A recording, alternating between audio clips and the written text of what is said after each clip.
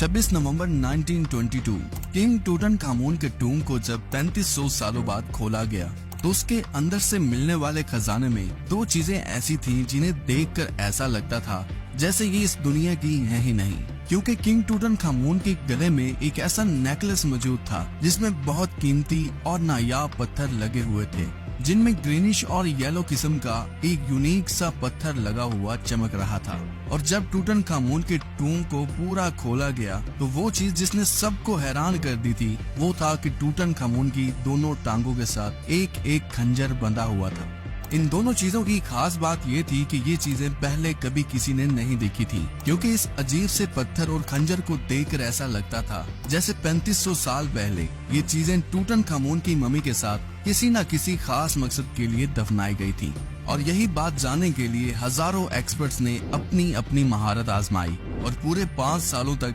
इतनी सारी रिसर्च करने के बाद इन दोनों चीजों के बारे में बस यही पता लग सका कि ना ही ऐसा कोई दूसरा पत्थर इस दुनिया में मौजूद है और ना ही जमीन पर कोई ऐसी धात मौजूद है जिससे ये खंजर उस वक्त बनाया गया था। आखिरकार ये माना जाने लगा कि किंग टूटनखामुन के टूम से निकलने वाली ये दोनों चीजें इस दुनिया की हैं ही नहीं, ये किसी बाहर की दुनिया की हैं। फिर कई सालों के बाद जब मॉडर्न टेक्नोलॉजी का दौर अरूज पर पहुंचा तो साइंटिस्ट के एक ग्रुप ने टूटनखामुन के नेकलेस से मिलने वाले पत्थर और खंजर का फिर से लैब टेस्ट किया और इस दफा जो रिजल्ट इन्हें मिला उसने अब तक की एंशिएंट हिस्ट्री में जितनी भी पुरानी चीजें मिली थी उन सब को पीछे छोड़ दिया था। इजिप्ट के पिरामिड्स ऑफ गीजा से लगभग 650 किलोमीटर की दूरी पर लाइमस्टोन के पहाड़ों के बिल्कुल बीचों बीच इस जगह को वैली ऑफ द किंग्स कहा जाता है। हजारों साल पहले यहाँ एक बहुत बड़ा शहर हुआ करता था जहाँ पर ये बात आम थी कि किंग्स और क्वींस को मरने के बाद उनके खजाने के साथ ही बड़ी शानो शौकत के साथ दफनाया जाता था,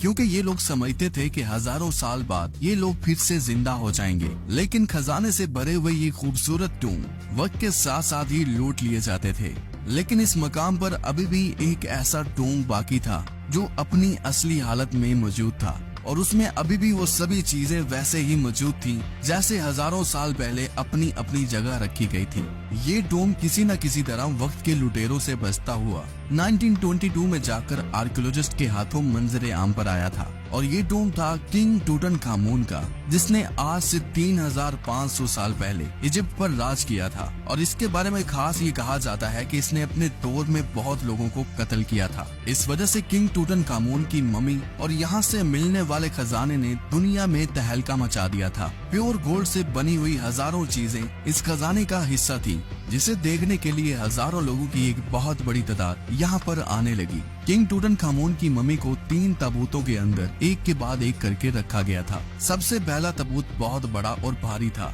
जिसे बहुत सारे कीमती पत्थरों से सजाया गया था और बाकी इसका कुछ हिस्सा लकड़ी का बना हुआ था। उसके बाद दूसरे और तीसरे नंबर पर जो ताबूत मिला था वो मुकम्मल तौर पर गोल्ड से बनाया गया था और इसी आखिरी ताबूत में ही टूटनखामुन की मम्मी मौजूद थी, जिसको बेहद कीमती जेवरात के साथ दफनाया गया था। और इसी ताबूत में 2 और ऐसी चीजें थीं जो किसी लिहाज से भी नॉर्मल नहीं लग रही थीं। इन दोनों चीजों का पता लगाने के लिए जब स्टोन एक्सपर्ट्स और आर्कियोलॉजिस्ट की बड़ी टीम बुलवाई गई तो काफी दिनों की स्टडी के बाद भी ये पता ना लग सका कि आखिर ये खंजर और ये पत्थर कब, कैसे, क्यों और किस मकसद के लिए बनाए गए थे। हमारी इस छोटी सी दुनिया में अभी तक 200 से भी ज्यादा ऐसे जेमस्टोन पाए जाते हैं, लेकिन हैरत अंगेज तौर पर ये अजीब सा पत्थर इन सब से काफी ज्यादा डिफरेंट था। और दूसरी तरफ किंग टूटनखामुन के खंजर को लेकर इजिप्ट में बहुत सारी बातें बनने लगी थी। कुछ लोग ये मानने लगे थे कि ये खंजर टूटनखामुन की टांगों के साथ इसलिए बांधा गया था कि जब इसकी मम्मी को टूम से बाहर निकाला जाएगा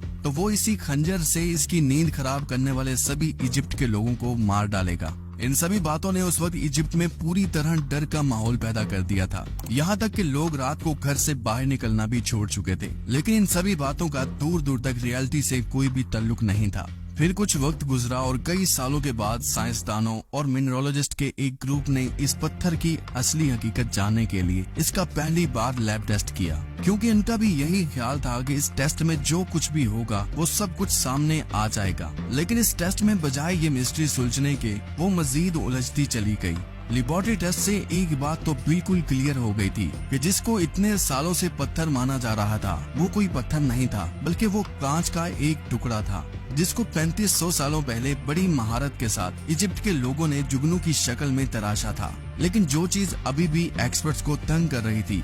वो ये थी कि इस ग्लास के टुकड़े की प्रॉपर्टीज जमीन पर पाए जाने वाले सभी ग्लास की प्रॉपर्टीज से बिल्कुल भी मैच नहीं हो रही थी। नॉर्मली कांच वॉल्केनिक होता है, यानी अगर उबलता हुआ गर्म लावा जब किसी वजह से फौरन ठंडा हो जाता है तो वो कांच बन जाता है। इस तरह आमतौर पर जब गर्म लावा पानी से टकराता है तो वो लावा काले रंग के क्रिस्टल में बदल जाता है। लेकिन कांच का ये टुकड़ा ना ही वॉल्केनिक लग रहा था और ना ही लैब टेस्ट में ऐसा कुछ साबित हो रहा था। लेबोरेटरी से एक बात और मालूम हुई थी कि ग्लास का ये टुकड़ा 1800 डिग्री सेंटीग्रेड के टेम्परेचर पर बनाया गया था, और ये टेम्परेचर इतना ही होता है जितना कि सूरज का सरफेस गर्म होता है, और वॉल्केनो से निकलता हुआ लावा सिर्फ 1100 डिग्री सेंटीग्रेड जितना ही गर्म होता है। इन सभी सवालों को इकट्ठा करके एक सवाल पैदा हो रहा था कि ग्लास का ये टुकड़ा 3500 साल पहले एंशिएंट इजिप्शियंस के पास आया कहां से था। कुछ साल और, लेकिन आखिर वो दिन आ ही गया जिसका सबको इंतजार था, क्योंकि सब लोग जानना चाहते थे कि आखिर ये पत्थर है क्या चीज।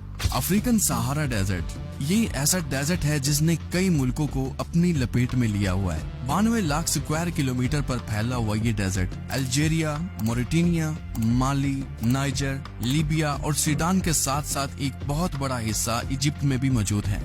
इजिप्ट के शहर कायरो, जहाँ के म्यूजियम में टूटनखामुन का खजाना मौजूद है, वहाँ से तकरीबन 1000 किलोमीटर की दूरी पर बीचों बीच इस डेजर्ट से कुछ लोगों का काफिला गुजर रहा था। इन्होंने नोटिस किया कि रेगिस्तान के इस हिस्से में दूर दूर तक रेत पर कुछ चीजें जमीन पर पड़ी हुई चमक रही थी। करीब जाकर देखा गया तो गर्म रेत पर हजारों नहीं बल्कि लाखों की तादाद में कांच के टुकड़े बिखरे पड़े थे, और ये कांच की वही किस्म थी जो टूटनखामुन के नेकलेस में लगा हुआ था। ये बात बहुत ही ज्यादा अजीब थी कि जिस जगह से सालों तक कोई इंसान नहीं गुजरा था, वहाँ पे इतनी तादाद में कांच के ये टुकड़े मिलना बहुत ज्यादा हैरान कर देने वाली बात थी। ये बात देखते ही देखते पूरे इजिप्ट में आग की तरह फैल गई थी। वो सवाल जिसका कई सालों तक कोई जवाब नहीं मिल पा रहा था, लेकिन जब उसका जवाब मिला तो उसने फिर से कई सारे सवाल खड़े कर दिए। ये बात तो तय थी कि टूटनखामुन के नेकलेस के कांच का ये टुकड़ा 1000 किलोमीटर डीप इजिप्ट के रेगिस्तान से ही लाया गया था। लेकिन अब सवाल ये था कि सैकड़ों किलोमीटर दूर डेजर्ट के बिल्कुल बीचों बीच गिलास के ऐसे हजारों नहीं बल्कि लाखों टुकड़े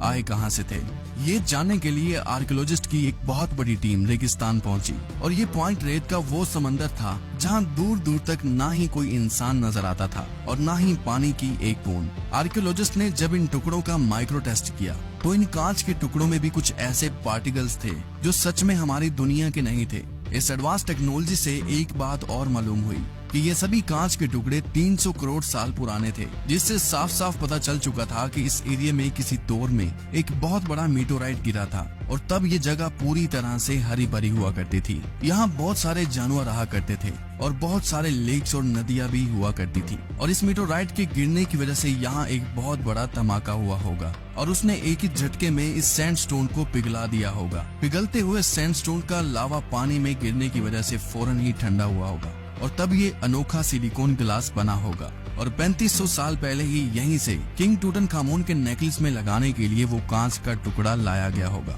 ये मिस्ट्री पूरी तरह से यहाँ सॉल्व हो चुकी थी, और अब बारी थी उस खंजर के राज को खोलने की, जो खंजर मम्मी की टांगों के साथ किसी खास मकसद के लिए बांधा गया था। इस खंजर की भी एडवांस लैब टेस्टिंग के बाद 2 ऐसी चीजें निकल कर सामने आई जिसने इजिप्ट के लोगों के पाँव तले से जमीन ही खिसका दी थी। पहली बात तो ये निकलकर सामने आई कि ये खंजर जिस धात से बनाया गया था वो इस दुनिया में मौजूद ही नहीं है। ये खंजर स्पेशल टूटनखामुन के लिए बनाया गया था, जिसका ब्लेड वाला एरिया किसी मिस्टीरियस चीज से बनाया गया था, जिस पर अभी भी रिसर्च हो रही है। दूसरी बात ये थी कि जब इस खंजर का माइक्रो टेस्ट किया गया तो हैरत अंगेज तौर पर इस खंजर पर कई अलग अलग लोगों के ब्लड ग्रुप मिले, जिससे ये अंदाजा लगाया गया कि टूटनखामुन ने अपनी जिंदगी में कई लोगों को इसी खंजर से मारा था। किंग टूटनखामुन की मम्मी और उसके टूम से मिलने वाला सारा खजाना आज भी इजिप्ट के म्यूजियम में मौजूद है, जिसे देखने के लिए दुनिया भर से टूरिस्ट आते हैं, ये इमेजिन करने के लिए कि आखिर उस दौर में कैसे टूटनखामुन अपनी ये सारी चीजें इस्तेमाल करता होगा।